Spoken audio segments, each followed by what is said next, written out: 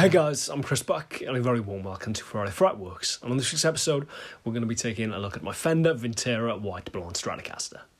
Now, if you're a regular watcher of the channel or Friday Fretworks, or you've seen any Buck and Evans videos, or you've come to see me on a Fender clinic, odds on you will have seen this guitar before. And I guess as such, it's a little bit of an anomaly that I've not actually done a video outlining what it is or any of the specifics about this guitar.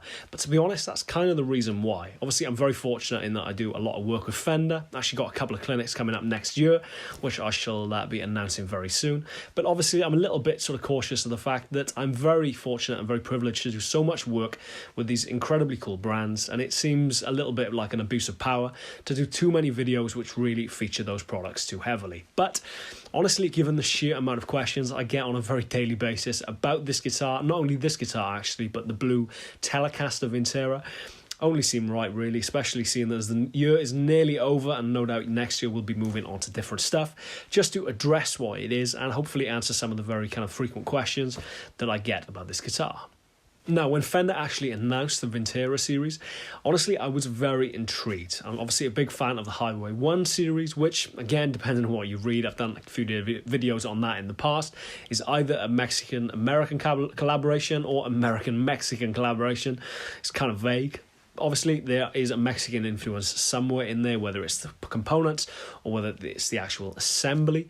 But either way, obviously, when the Mexican Vintera series was announced, I was incredibly intrigued. Not only for the fact that it was a Mexican range and was going to be relatively affordable, but in regard to the actual details of these guitars. Now, this is the most sort of period-correct run of guitars that Fender have done outside of the custom shop specs for many, many years. And in that respect, honestly, the feature set of this guitar is quite incredible. Running from top to bottom before we get into any further details. Obviously, we've got the split post tuners, obviously period correct, but funnily enough, the first set of these I ever actually had, I really hated. I couldn't get my head around what they were and how they worked, only ever having been used to the kind of more modern style tuning pegs, I guess. But once I had got my head around them, I'm a huge fan of them. They really facilitate very quick string changes, especially if you're in a dark environment, maybe at a gig. Couple that with the fact that it stops you, invariably anyway, stops you stabbing your finger on the little bit of string, the excess string, which is invariably pointing out and finding its way down to your bone, at least so it feels like anyway. I'm a big fan of split post tuners. Moving down, we have a soft V profile neck. Now, if you've never played a soft V profile neck or a V profile neck of any description before, they can be a little bit unusual. Now, I've been very fortunate to play a couple of 50 Stratocasters, namely two from 1956, that have incredibly drastic V profiles, almost to the point where there's a kind of discernible spine, I should say, down the back of the neck. This is nowhere near as drastic as that, although what I would say, spend a little bit of time with it. You'll very quick come to realise if it is for you or if it isn't. Personally speaking, I quite like it. It is a little bit different, undeniably, from kind of more modern profile necks, I guess, but very intuitive. It really does seem to kind of sort of suit the shape of my hand, I guess.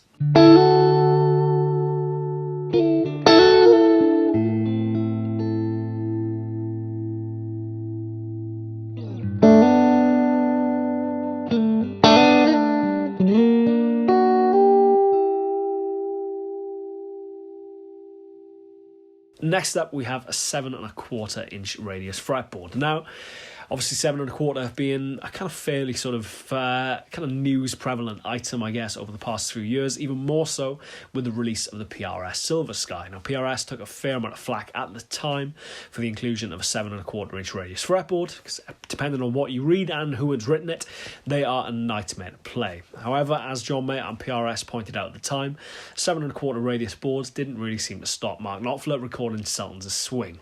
Again, they made the point at the time that if they are set up correctly, it shouldn't really be inhibitive at all. Obviously, 7¼ was the radius for Strats, actually some even being a little bit smaller than that for a very long time in history. So again, spend a little bit of time with it. It does make bending, gives you the sensation of bending uphill a little bit more, I would say. But if you're kind of used to bending, I mean, for me personally, bending is a massive part of my playing. So if anyone was going to arguably notice any kind of pitfalls of that, I guess it probably would be me. But I really haven't. That's rather interesting also, worth pointing out that they come with vintage size skinny frets, which again, depending on what you read, aren't exactly conducive to bending. But even with the combination of the two, which I guess, again, depending on what you read online, could be a recipe for disaster, I've not noticed any problems at all, which I think is very much testament to not only the quality of the guitar, but the quality of the setup straight out of the box.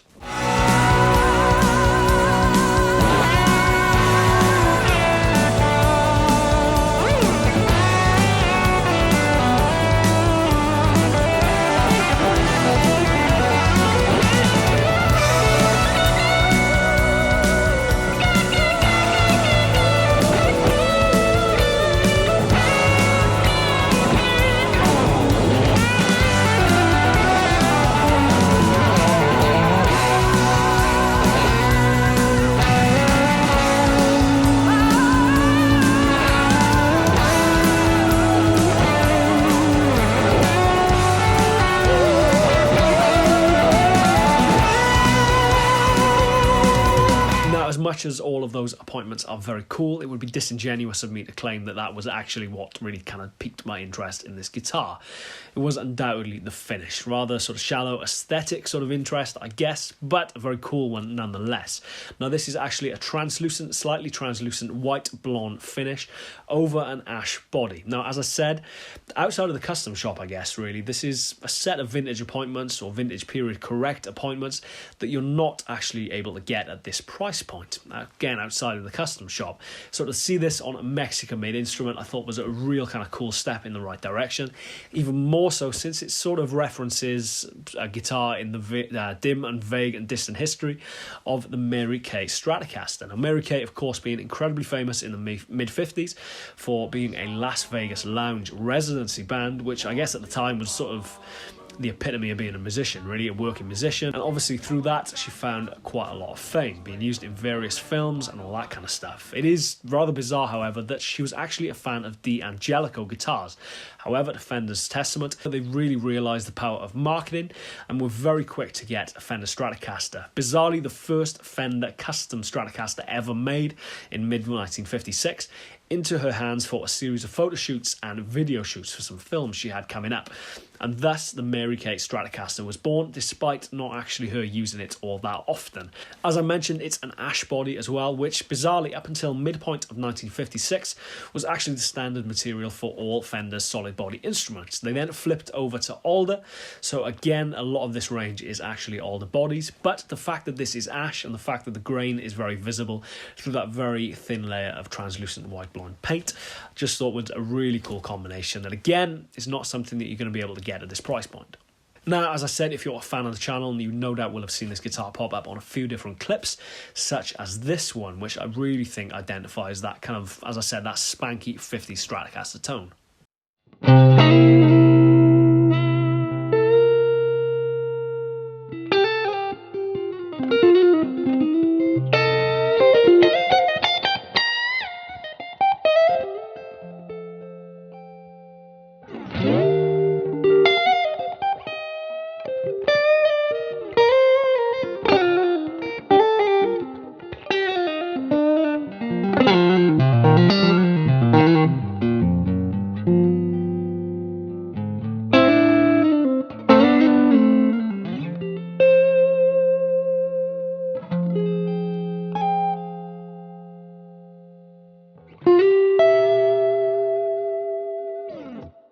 And also, obviously, having used this guitar numerous times in different Fender clinics. Obviously, saw a little clip from a clinic I did in London from Fender at the start of this video. It's the same track, unfortunately, so stop me for repeating myself. But this is the same guitar on the same track, but in Glasgow at Guitar Guitar.